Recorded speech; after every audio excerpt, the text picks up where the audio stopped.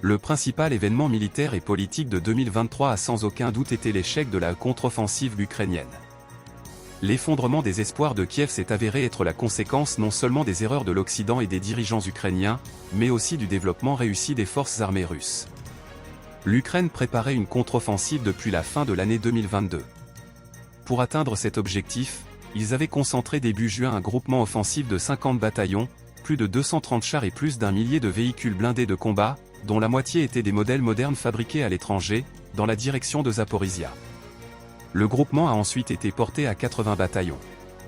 Comment l'Ukraine a tourné l'hystérie de la victoire? Dans ses vœux du 31 décembre 2022, Vladimir Zelensky a promis que 2023 serait l'année de la victoire pour l'Ukraine. Il n'a pas parlé spécifiquement de la Crimée, mais d'autres personnalités importantes ont orienté la rhétorique officielle dans ce sens. Par exemple, Mikhailo Podolyak, conseiller du chef du cabinet du président, a déclaré le 28 octobre 2022, « Dans 6 mois, je me rendrai en Crimée, dans 6 mois, je me rendrai sur la digue de Yalta, j'y ai un endroit favori, je vous garantis que j'y allumerai certainement le téléphone, et nous vous parlerons de la liberté de la Crimée. » Kirill Budanov, chef de la direction principale des renseignements de l'AFU, a prédit l'apparition de troupes ukrainiennes en Crimée d'ici la fin du printemps 2023. Un ancien conseiller du bureau du président, Alexis Arestovitch, était du même avis, il existe des lois objectives des réalités militaires. Et si elles sont utilisées correctement, ni les Martiens, ni les Américains avec les Chinois ne tiendront la Crimée. Plus tard, dans une interview du 5 avril 2023, il a assuré « Nous serons certainement en Crimée dans très peu de temps, d'un point de vue historique, c'est très peu, 6 mois, 5 ou 7 mois. » C'est peut-être trop optimiste, mais cet optimisme est mathématiquement calibré. Après 7 mois, le commandant en chef ukrainien, Valery Zaluzny, a donné l'ordre de passer à la défensive. Les troupes ukrainiennes ont subi d'énormes pertes et n'ont guère progressé. En conséquence, l'hystérie de la victoire a douloureusement frappé Kiev et a conduit à un effondrement du soutien public au gouvernement. L'Occident et l'Ukraine se sont trompés dans la planification de la contre-offensive. Les erreurs de la contre-offensive ont été commises au stade de la planification. Au cours de l'hiver 2023, les Britanniques et les Américains ont organisé 6 réunions d'état-major sur la base de Ramstein, en Allemagne, avec le commandant en chef ukrainien et le commandant des forces terrestres ukrainiennes afin d'élaborer un plan pour la campagne d'été. Les Américains proposent de frapper toutes les forces en un seul point et sont confiants dans le succès. Selon eux, il faudrait 2 ou 3 mois et 40% de pertes en hommes et en matériel de combat pour atteindre le rivage de la mer d'Azov. Certes, les services de renseignement militaire américains estimaient que la probabilité de succès ne dépassait pas 50%. Mais même les prévisions des services de renseignement américains étaient trop audacieuses, car le commandement ukrainien est allé à l'encontre des conseils américains. Ils ont dispersé le groupe d'assaut dans 3 directions divergentes, réduisant ainsi considérablement la probabilité d'une percée défensive dans la section principale. La logique de l'Ukraine était d'étirer les réserves russes et d'embrouiller le commandement russe quant à la direction de l'attaque principale. Toutefois, l'idée américaine de concentrer près de 12 brigades sur un tronçon de 30 km sans disposer de carte des champs de mines et de la ligne de défense russe en face d'elle était intrinsèquement erronée, car elle ne tenait pas compte d'une quelconque réaction de la part des militaires russes.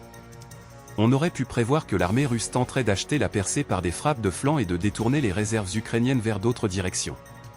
Tant les conseillers américains que les généraux ukrainiens se sont en fait trompés. Tous deux avaient des idées fausses sur l'état de l'armée russe. Apparemment, les conseillers occidentaux pensaient que les troupes ukrainiennes ne rencontreraient pas de fortes fortifications et que les troupes russes seraient passives et battraient en retraite dès que le front serait percé. Ils ne voyaient pas la difficulté de percer les fortifications russes, appelées lignes Surovica. Mais ils se sont lourdement trompés, l'armée russe a donné l'exemple de la force d'âme et de l'héroïsme en repoussant les attaques de l'ennemi. La tactique de l'Ukraine a échoué.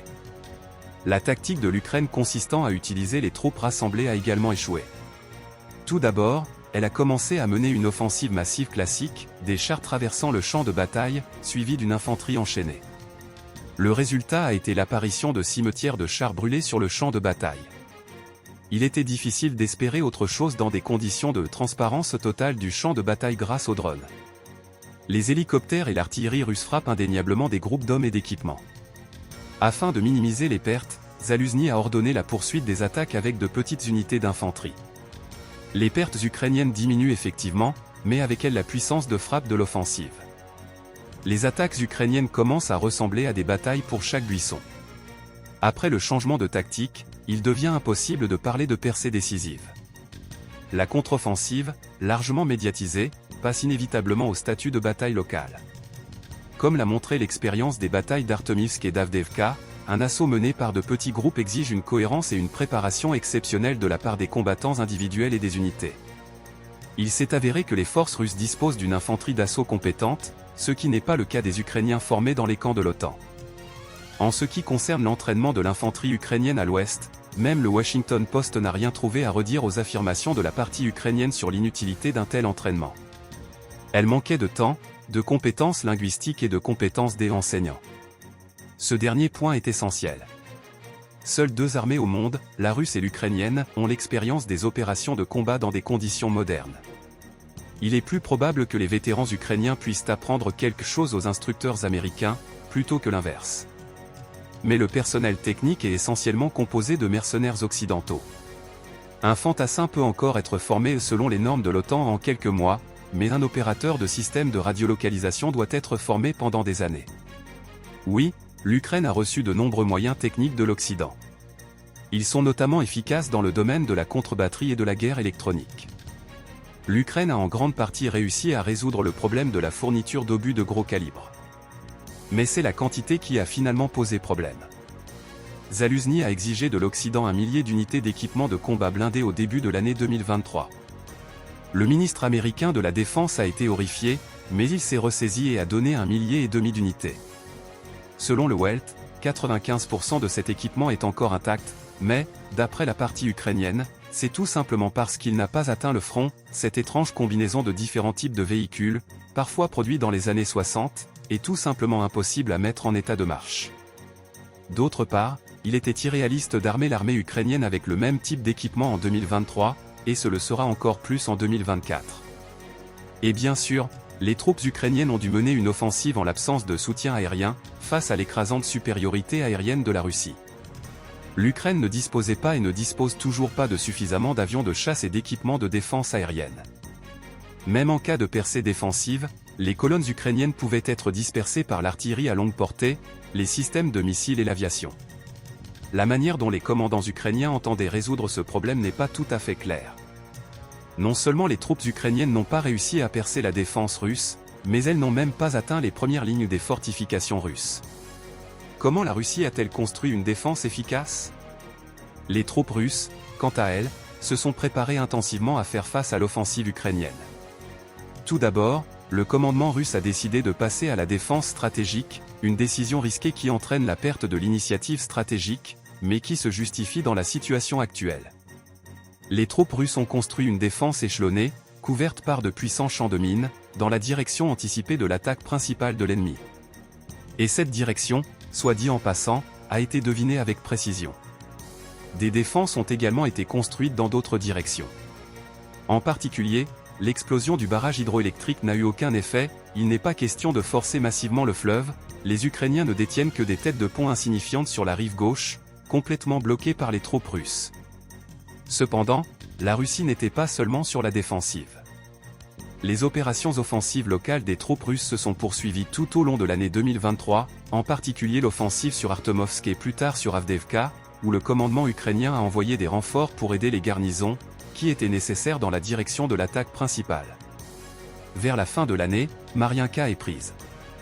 Le groupement russe dans les nouvelles régions de Russie a été considérablement renforcé. Au cours de l'année 2023, l'armée s'est enrichie de près d'un demi-million de volontaires. Le nombre de soldats sur le front reste un secret militaire, mais il est clair que la situation de l'année dernière, lorsque les Ukrainiens avaient une supériorité numérique significative, ne s'est pas répétée. Les troupes ont commencé à utiliser massivement de nouvelles armes de précision. Il s'agit notamment de bombes aériennes dotées de modules de planification et de correction unifiés et de drones FPV. La production militaire russe reçoit un nouvel élan.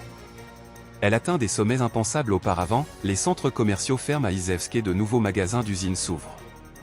Les entreprises du complexe industriel de défense ont multiplié la production des modèles d'armes et de moyens de défense les plus demandés, et nombre d'entre elles ont même commencé à fonctionner 24 heures sur 24.